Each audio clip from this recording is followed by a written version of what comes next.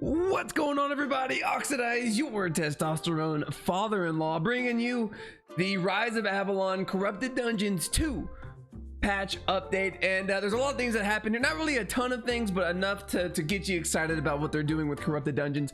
And I'm going to explain it all to you. I just spat everywhere, so I hope you're a little thirsty.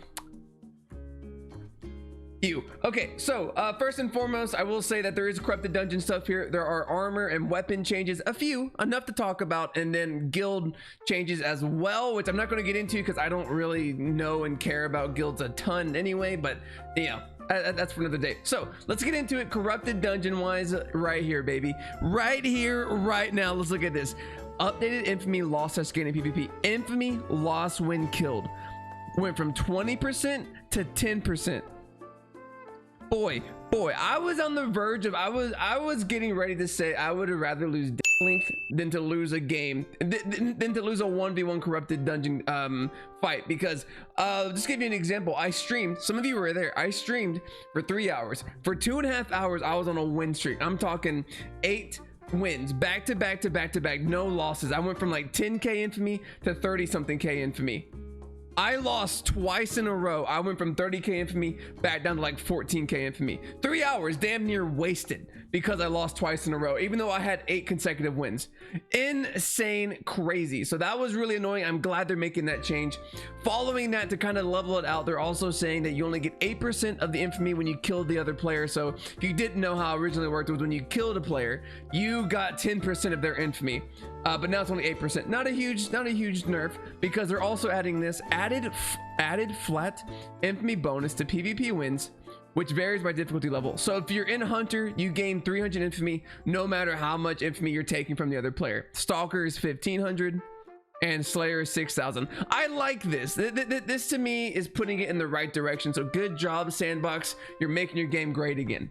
Adjusted loot scaling based on the increased infamy pool from these changes. So what they're saying here, if you don't know what I'm looking at, what they're saying here is that essentially, since it's going to be easier to hang on to your infamy and to keep your infamy, or to gain infamy, because you're not losing 20% when you die, you're losing 10%, and you're getting the flat win bonus right here, means that you might not be getting as much loot as you were if you like, so if you had 25k infamy and you're getting, let's say, like on average 50 to 100k silver per win, now you might only be getting like, you know, 30 to 70k silver. I don't really know what the exact details are, just know it's a nerf to the loot pools basically.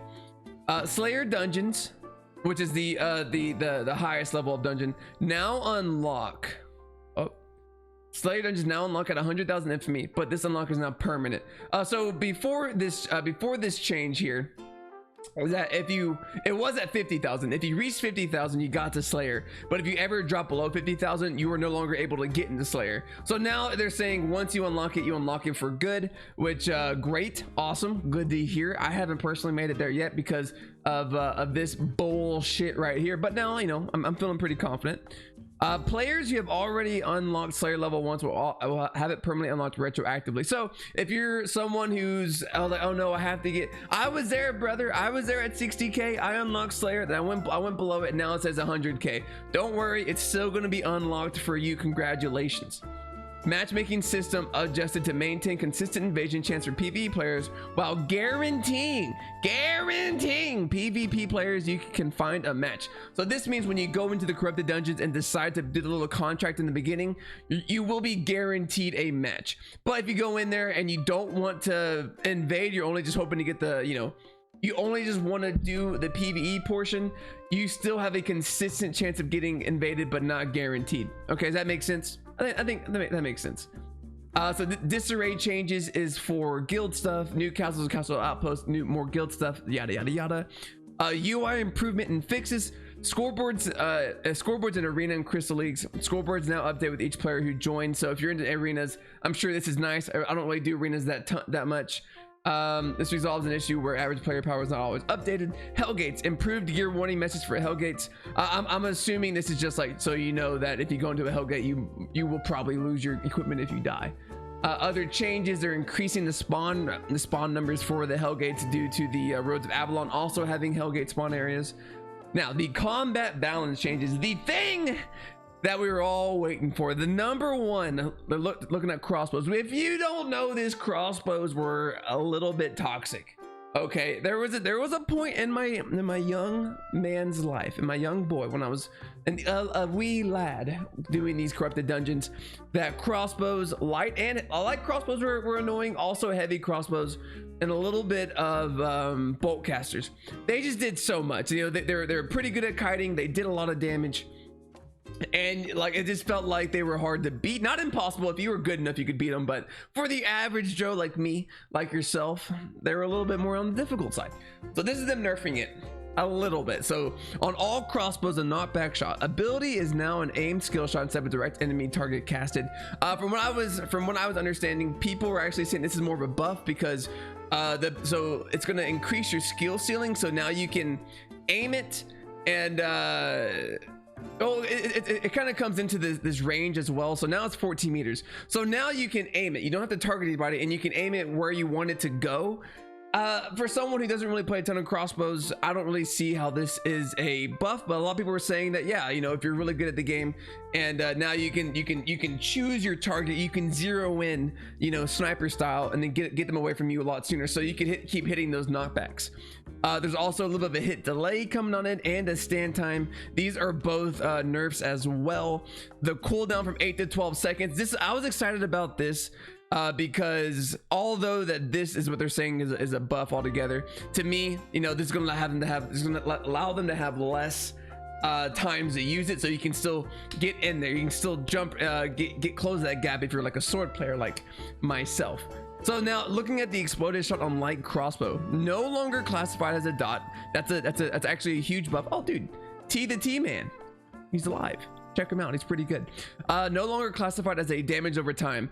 This means it can no longer be removed by emergency heal. What this means is that guardian helmets are, I would say, the meta helmet for the most part, and the biggest thing about them is that they gave you the heal and they allowed you to remove damage over time effects. Since light crossbows no longer do that, they're E anyway, you can no longer get rid of it. That means you have to accept the damage unless you have some kind of like a parrying strike on swords, you know what I mean, or like the hunter hood. Well, you know, parrying strike mainly. So this is a weird, this is definitely a buff, but this is a nerf, a whole 20 damage down. I mean, like, it's definitely gonna make a difference, but it's not exponential. I think light crossbows will still be meta. I don't think they'll be as dominant as they were, but they're still gonna have a pretty good presence, I do believe. Armors, everlasting spirit, which is on the cleric robe. Activation phase no longer counts as a buff and thus can't be purged. Huge. I think cleric robes are going to start being even more apparent in the meta just because of this, you know. So now mage robes are getting worse. Okay, so now they can't be purged. That means you're guaranteed to get your immunity and damage and healing buff, as long as it triggers properly. So that's really good as well. And that means mage robe and daybreaker is another purge, or Fiend Cowl will no longer purge it, which is really nice. So mage robes, purging shield. The purge now is only activated by direct damage, either by an ability or an auto attack. Damage over times or reflected damage no longer trigger the purge. This is a pretty good nerf, but it's not going to take mage robe out of the meta. I think it's still going to be used. It might just be used a little bit less. So this means something like hunter hood, where they have the 70% reflect, will no longer trigger the mage robe with the purge on the mage robe. So that means if someone pops hunter hood and you attack them before this, you attacking him, which reflected damage back to you, that reflected damage would have purged the rest of the hunter hood, which is great. So now you can go ham on them. Now they have to do damage to you by an attacker ability. Same goes for damage over time effects. So like any type of, I'm trying to think of a situation where this is apparent. And, a lot of your axes, curse staff as well. The light crossbow, but that's not even a damage over time anymore anyway. So this is interesting. I know this is the big one for me, that when I looked at this, I was like, this is crazy. But again, I don't think it's not going to fall out of meta. I think it's just going to be used a little bit less technically. Helmets, the big one is the guardian helmet. By the way, if you didn't know this, the ultimate meta armor was usually guardian helmet, mage robe, and then like either guardian boots or leather boots. That was, to me, like if you didn't know what to use, if you used that, you probably had a decent build. So it's going to shift things up a little bit. Guardian helmet, healing value no longer scales with healing modifiers, so it's going to be 10%. Oh, okay, so but it's, here it is, heal value is now 12%. This means it's going to be 12%. No matter what other healing modifiers you have on your equipment, it's going to be 12% no matter what. That's fine. Honestly, I still think that's still pretty good. It is gonna knock down Taproot, which we'll get into in a second. So usually Guardian Helmet Taproot was really good because Taproot, well, okay, it's not really Taproot. It's weird. You know, I'm not going to go into that because I don't know how to explain it properly, but Guardian Helmet is still going to be pretty good. It might see a little less use, but I know I'm still going to use it pretty much. Like, I mean, to me, this is my go-to helmet unless there's a build that calls for something otherwise. So I don't think Guardian Helmet's going to take too much of a hit, honestly. Going into offhand's Taproot, the dominant Taproot. Why was this so good to begin with? Because it let you live a little bit longer. There was plenty of times where I came down to the wire. I had 10% or less health, and I still ended up winning because I had the Taproot. Where if I wouldn't have had the Taproot, I would have been dead. I don't think it was an issue with Taproot being too good. I think that other offhands were not good enough. Like, why not increase the cooldown modifier on mist callers? Or why not increase your attack speed with torches? You know, stuff like that. You know, to me, this makes the game a little bit more, I mean, it's a small change. Well, look, I think it's better to always buff because it's kind of like putting athletes on steroids. What's more fun to watch? You know, someone who's like, you know, pogging out of their mind, or someone or a game where it's a little bit more relaxed but everything's fair. You know, just think about it. Would you watch an Olympics where every single player was like steroided up out of their mind? Wouldn't that be awesome? Or would you rather watch the Olympics we have now, Resident Sleeper Snorefest? Yikes. But so technically what it's saying here is max health and health regen factor goes from 0.42 to 0.3. Essentially, you're gonna have less max health and you're gonna have less regen factor by like 12%. Essentially, that's what they're saying. Do I think Taproot is going to be off meta now? No, I think it's still going to be used. However, I think you're going to see I think Mistcaller might be more prevalent just because it's a cheap alternative, and you're going to be getting those cooldowns a lot quicker. It means you're going to be getting Guardian Helmet sooner. You're going to be getting your other abilities sooner. So not going to be completely gone. I think overall these are really good changes. I think it's gonna mix things up, but not completely kill any of these. I honestly, I could see less mage robe. I think to me this one might be the one I see the least or the biggest change in, but I still think it's still gonna be there. You know, following this, I mean, cleric robe seems to be a little bit better of an option now since mage robe might not be as prevalent. Things like cultist robe is really, really good. It got a debuff early on in the when Rise of Avalon dropped. I think cultist robe might be a go-to if you can afford it. I like cultist robe a lot, actually.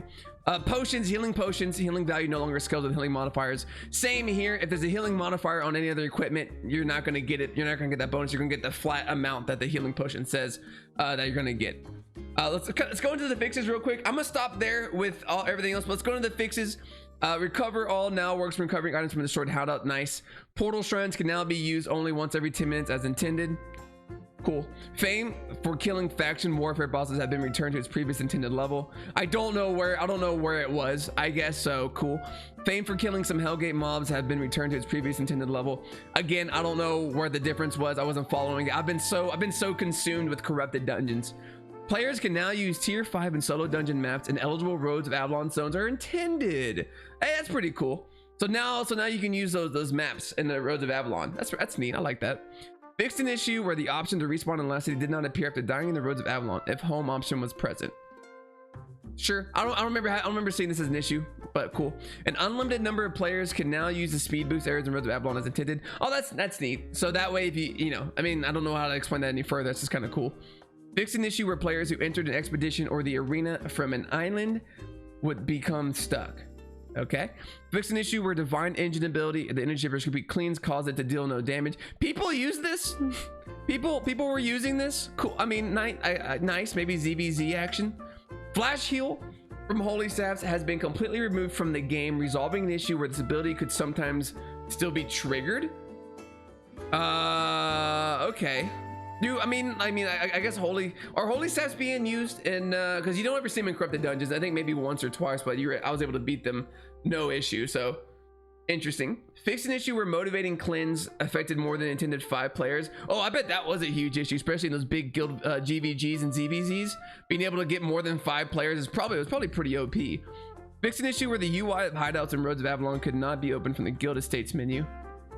Mobile, fixed an issue where dragging up. I'm loving mobile getting a little bit of love. I like it. Fixed an issue where dragging a wardrobe mouse is sometimes not possible. Fixed an issue where auto targeting was able to target unhittable enemies.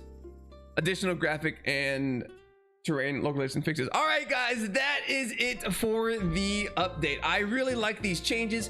I think they're really trying to make corrupted dungeons a staple. I love corrupted dungeons. Yeah, it was annoying. This was my biggest complaint here, so I'm glad that got fixed. I think I'll be playing these a lot more on my downtime, not just on stream.